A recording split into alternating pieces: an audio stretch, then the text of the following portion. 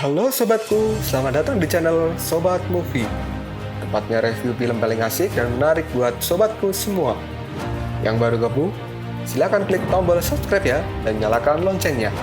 Supaya kalian tidak ketinggalan film-film seru yang Mimin upload. Oke, gak usah berlama-lama lagi. Langsung aja kita ke reviewnya. Gasken sob.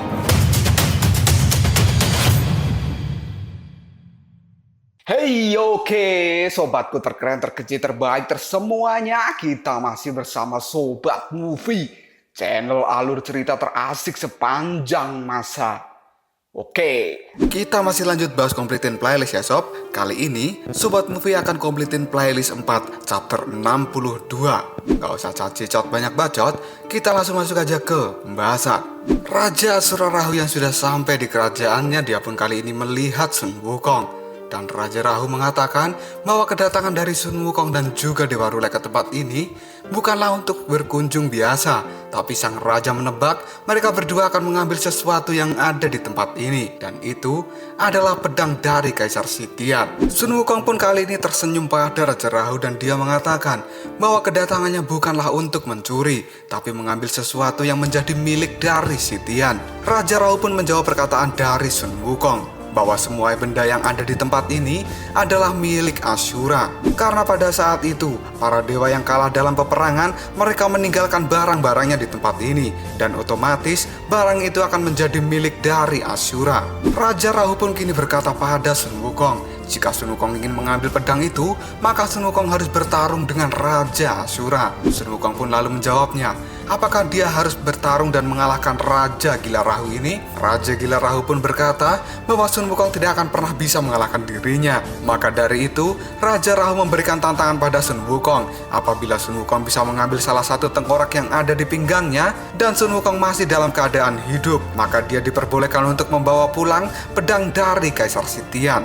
Sun Wukong yang merasa tertantang oleh perkataan dari Raja Asura Rahu, dia pun kali ini memanggil tongkat Ruyi miliknya. Setelah tongkat itu berada di tangan Sun Wukong, dia pun memutar-mutarkan tongkat Ruyi itu dan siap bertarung melawan Raja Gila Rahu. Tapi sebelum melanjutkan pertarungan, Sun Wukong pun berkata pada Raja Rahu bahwa dirinya telah banyak menemui orang yang mengaku tidak terkalahkan, dan hanya bertarung dengan dirinya, maka orang itu akan mengakui bahwa ternyata perkataan mereka itu adalah salah. Raja Rahu pun menjawab perkataan dari Sun Wukong bahwa dia memang benar-benar tidak terkalahkan setelah bertarung dengan para arwah leluhur dari Asura. Dan Raja Rahu akan merasa senang jika Sun Wukong kali ini bisa mengalahkan dirinya. Raja Rahu yang tidak ingin membuang waktu di tempat ini, dia pun langsung menebaskan pedang iblis miliknya ke arah Sun Wukong. Kali ini Sun Wukong pun merasa bahwa tebasan pedang iblis milik Raja Rahu ini sangat berbahaya.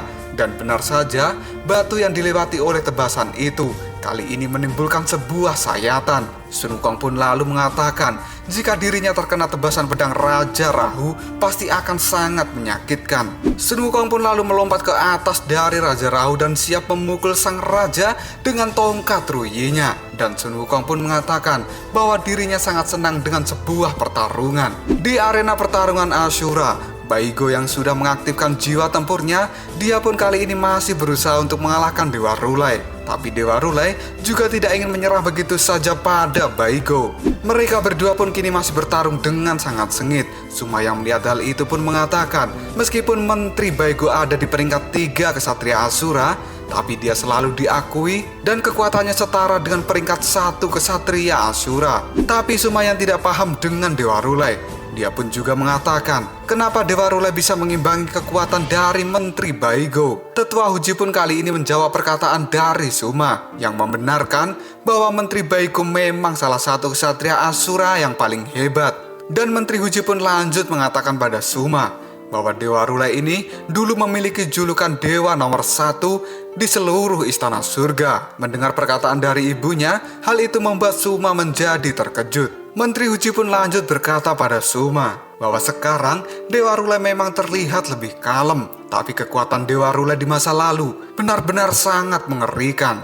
Menurut Tetua Huji, kekuatan sebenarnya dari Dewa Rulai tidak pernah diketahui oleh Asura generasi saat ini. Dan Tetua Huji pun juga mengatakan bahwa kekuatan dari Baigo bukan tandingan dari Dewa Rulai. Baigo pun saat ini melancarkan tinjuan keras ke arah Dewa Rulai. Tapi dengan cepat, Dewa Rulai pun menemukan titik lemah dari tinjuan itu. Dan sang dewa pun meninju engsel tangan dari Baigo ini. Tinjuan keras yang dilakukan oleh Dewa Rulai mampu menghentikan pergerakan dari Baigo. Karena tinjuan itu mematahkan tangan dari Menteri Baigo ini. Dan sekarang Menteri Baigo hanya memiliki satu tangan untuk bertarung dengan Dewa Rulai. Sang menteri pun kembali bangkit dan akan melancarkan serangan lanjutan. Tinjuan tangan kiri yang keras pun dilancarkan oleh Menteri Baigo dan menyasar titik vital dari Dewa Rulai. Tapi sang dewa masih dapat menangkap tinjuan dari Baigo ini. Dan bahkan sang dewa pun berhasil membanting Menteri Baigo. Hal ini membuat Baigo merasa kesakitan dan dia pun berteriak sekeras mungkin. Baigo yang sudah terjatuh di hadapan Dewa Rulai. Hal ini tidak membuat sang dewa untuk menghentikan serangan pada Baigo. Dan sekarang Dewa Rulai pun mengeluarkan tinju yang keras di wajah Baigo ini. Tinjuan itu pun mengeluarkan aura yang sangat mengerikan. Dan ternyata tinjuan dari sang dewa ini tidak pernah menyentuh wajah dari Menteri Baigo. Sang menteri yang ketakutan dengan kekuatan dari Dewa Rulai, dia pun kali ini memilih untuk menyerah. Dan Menteri Baigo kembali ke tubuh normalnya. Dan kali ini pemenangnya sudah jelas, yaitu Dewa Rulai. Hal ini membuat para rakyat Asura menjadi terkejut dengan kekuatan dari sang dewa. Bahkan Suma pun mengakui kekuatan Dewa Rulai ini. Tetua Huji yang melihat Baigo sudah kalah, dia pun menyuruh Asura yang lain untuk segera menyingkirkan Baigo dari arena pertarungan. Karena pertarungan selanjutnya akan segera dimulai. Dan tiba-tiba saja kesatria Asura yang lain pun kini muncul di belakang Dewa Rulai. Kesatria itu pun langsung menebaskan pedang besarnya ke arah sang dewa. Dan sang dewa pun melompat dan berhasil menghindari tebasan dari pedang kesatria Asura itu. Ternyata kali ini yang datang untuk melawan Dewa Rulai adalah kesatria ranking 1 yang bernama Gui Todao.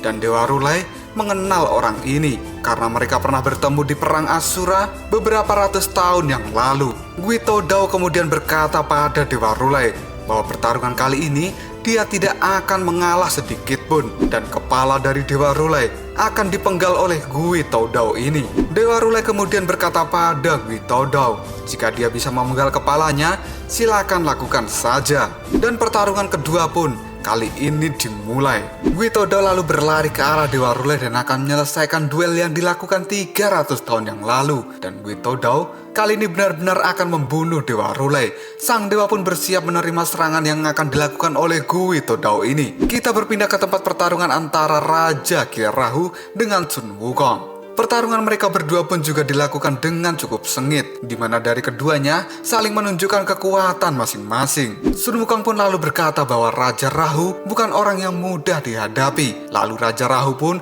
berkata pada Sun Wukong untuk menunjukkan kekuatan aslinya, karena sampai saat ini Sun Wukong masih menahan kekuatannya. Tebasan pedang pun kembali dilakukan oleh Raja Rahu, dan kali ini tebasan itu pun ditahan oleh Sun Wukong menggunakan tongkat Ruyi miliknya. Sambil menahan tebasan pedang yang dilakukan oleh Raja Rahu, Sun Wukong pun kini mengatakan bahwa Raja Rahu juga disuruh untuk mengeluarkan kekuatan terhebat untuk melawan dirinya. Karena jika Raja Rahu tidak mengeluarkan kekuatan aslinya, maka Sun Wukong akan dengan mudah mengalahkan sang raja dengan ayunan tongkat Ruyi yang cepat dan kuat. Tongkat itu pun kali ini berhasil mengenai wajah dari Raja Rahu. Bahkan tulang tengkorak dari Raja Rahu kini menjadi retak oleh pukulan tongkat Ruyi yang dilakukan oleh Sun Wukong. Raja Rahu yang tidak ingin diam saja, dia pun membalas Sun Wukong dengan tebasan. Yang kali ini tebasan pedang itu pun berhasil mengenai tubuh dari Sun Wukong. Kita berpindah ke Istana Surga. Dewa Sasin yang baru saja bertarung dengan Dewa Kegelapan, dia pun kali ini kembali ke kamarnya. Ningning, sang asisten pribadi dari Dewa Sasin, kali ini khawatir dengan keadaan dari sang dewa. Ningning pun bertanya, apakah Dewa Sasin berhasil menangkap Dewa Kegelapan itu? Dewa Sasin pun menjawabnya bahwa dirinya telah gagal dan Dewa Kegelapan itu saat ini telah kabur.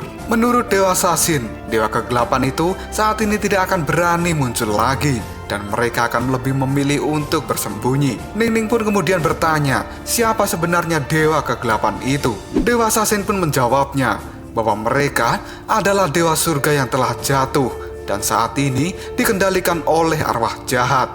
Dewa Sasin pun kemudian berkata pada Ningning bahwa kemungkinan besar dewa yang mereka kenal juga sudah terjatuh, dan sang dewa menyuruh Ningning untuk berhati-hati. Hal ini dikarenakan para dewa yang terjatuh ini berhasil menyembunyikan dirinya dengan sangat rapi. Bahkan Dewa Sasin sendiri tidak akan bisa membedakan mana dewa yang telah terjatuh dan mana dewa yang belum terjatuh. Dewa Sasin hanya bisa mendeteksi keberadaan mereka jika para dewa kegelapan ini telah menunjukkan diri mereka sendiri. Bahkan menurut Kaisar Sitian, dia berkata pada Dewa Sasin bahwa Dewa Mata Tiga adalah salah satu dewa yang sudah tercemar. Kita berpindah ke tempat Kaisar Sitian. Kali ini ada seorang bocah yang membawa sebuah toples dan dibawa ke ruang rahasia dari Kaisar Sitian. Ternyata di ruangan rahasia milik Kaisar Sitian sudah berkumpul para dewa yang telah terjatuh dan mereka melakukan pembunuhan pada salah satu dewa. Mereka pun juga melakukan perbincangan bahwa mereka akan memanfaatkan Dewa Sasin untuk melancarkan rencana dari mereka, yang salah satunya adalah menjatuhkan Dewa Mata Tiga. Pimpinan dari Dewa Kegelapan ini menyuruh anak buahnya untuk waspada mulai hari ini. Dan para Dewa Kegelapan ini sekarang mengambil darah dari dewa yang telah mereka bunuh. Ternyata pimpinan dari Dewa Kegelapan yang ada di Istana Surga itu adalah Kaisar Sitian. Sitian pun mengatakan pada anggotanya untuk bersabar karena dia akan mulai bergerak ketika api abadi sudah ada di tangannya. Salah satu anggota dari Dewa Kegelapan yang sudah sangat membenci Dewa Sasin, dia pun tidak sabar untuk segera merobek perut dari sang dewa. Dan Kaisar Sitian